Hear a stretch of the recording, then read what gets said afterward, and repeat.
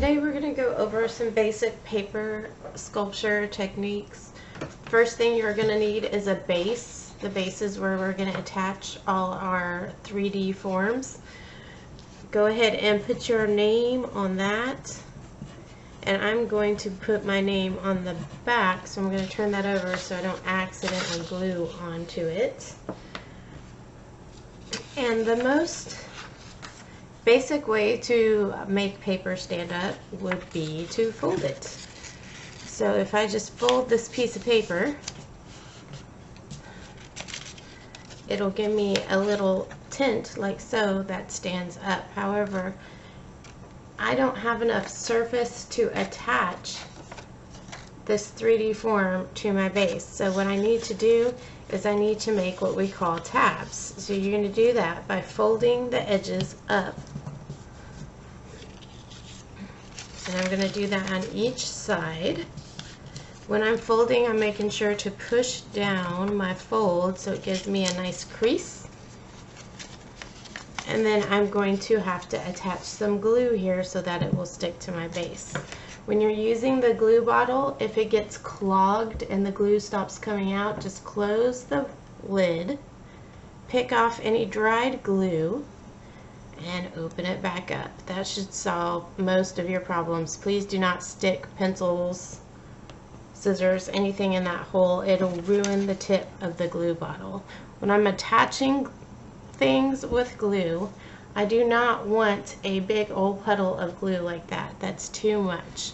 So I'm going to spread the glue out thinly, and I'm just going to use the tip of the glue bottle to spread it out, because the way glue works is it bonds with the paper as it dries. So if you have a big old puddle, it's not going to dry very quickly and you're going to have to hold it forever. If you thin it out, you should only have to hold it for 10-20 seconds.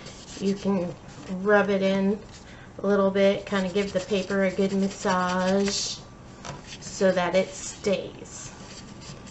And then now I've created my 3D form for my sculpture. The next thing I can do is if I want to build a wall, obviously it's not going to stick very well if I do this. So what I need to do is create some tabs just by cutting some slits into the paper. And then again, I'm going to fold it. I'm going to fold every other tab.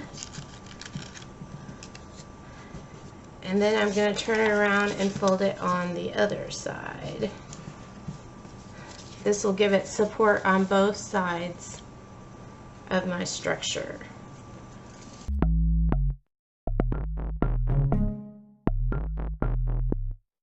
I wanted to attach another wall to the one I've already created. An easy way to do this is to take another piece of paper. I'm going to cut it just a little bit smaller. And I'm going to fold this to make a corner brace. So I just fold it in half. And I can just slide this into the corner. And that secures the second wall to my structure. Now it's a little loose right here. So I'm going to create what we call an L brace, just with a small rectangle.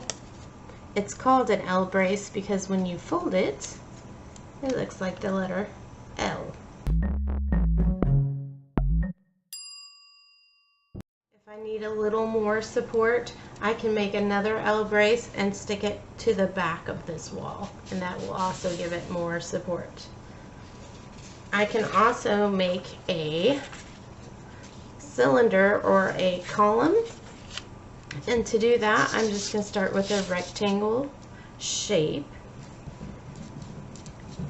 add some glue on one edge, and then I'm going to roll the paper, and this might be a little tricky,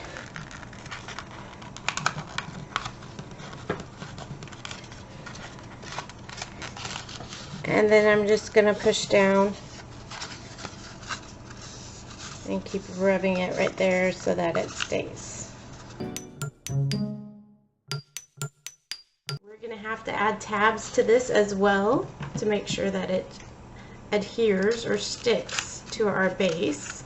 So I'm just going to cut some slits at the bottom. And then I'm just going to fold these tabs up.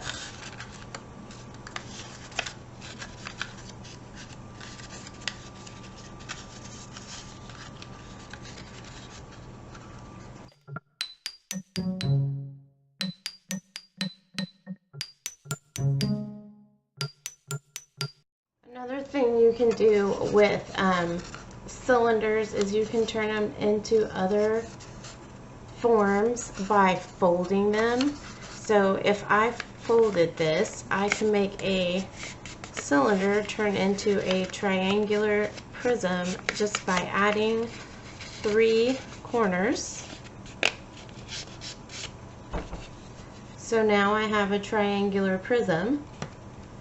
I can also take another column and fold it as well to make a rectangular prism. To make a rectangular prism, I'm going to need 4 corners. So I'm just pinching the paper and pressing that crease down to make it nice and sharp edge. Then I have a rectangular prism. So those are some basic ways to attach things and to make some 3D forms. So you're going to try to use some of these techniques to create your own paper sculpture.